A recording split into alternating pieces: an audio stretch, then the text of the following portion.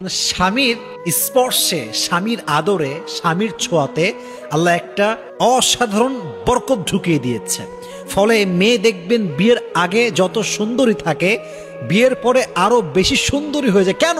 স্ত্রীকে ভালোবাসার কিছু উপকারিতা আছে। আজকে আমরা ট্রাই করব সে উপকারগুলো কি কি জেনে নেওয়ার জন্য। জুড়ে বলেন ইনশাআল্লাহ। এটা আমি বলছি, এর উদ্দেশ্য এটা নয় যে আমি নারীদের পক্ষে কথা বলছি। আসলে নারীদের হকটা হচ্ছে তারা তাদের স্বামীর থেকে সবচেয়ে উত্তম ভালোবাসা ডিজার্ভ করে, ঠিক কিনা বলেন? তারা এটা ডিজার্ভ করে।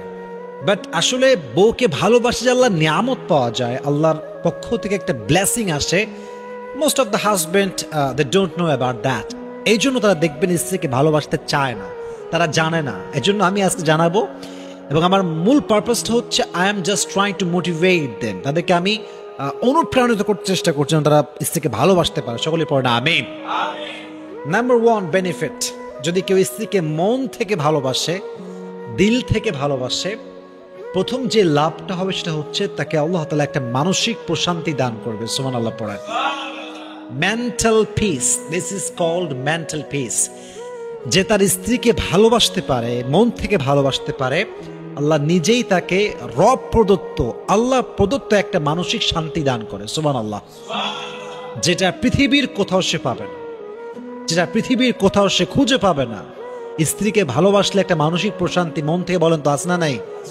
নাম্বার ওয়ান বেনিফিট, মানসিক প্রশান্তি যদি কোনো হাজবেন্ড পেতে চায়, the first condition is he has to love his wife. তার বউকে ভালোবাসতেই হবে, এছাড়া কোনো উপায় তার কাছে নাই। যে তার স্ত্রীকে ভালোবাসে না, দেখবেন সে খুব ছটফট, মানে ছটফট করে, অলওয়েজ অলওয়েজ অস্থির, অলওয়েজ কোনো রকম কোনো স্থিরতা নাই, মানসিক অশান্তি, মানসিক ডিপ্রেশন তাকে ঘিরে ধরে। এই জন্য যে তার স্ত্রীকে যত বেশি ভালোবাসে, তার হৃদয়ে মানসিক প্রশান্তি দেয় একজন, তিনি কে? Number one.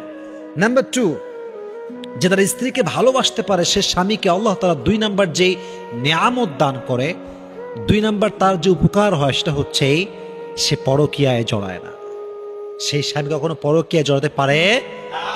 মনে রাখবেন, যে স্বামী স্ত্রী থাকা সত্ত্বেও পরকীয়া করে, সেই স্বামী কখনো তার বউকে ভালোই বাসতে পারে নাই, কখনো ভালো সে বাসতেই পারে না। কারণ আমি বিশ্বাস করি, যেখানে প্রকৃত পক্ষের ভালোবাসা আছে, সেখানে পুরুষ কখনো 10 নারীতে আসক্ত হয় না, এক নারীতে আসক্ত হয়, ঠিক কিনা বলেন?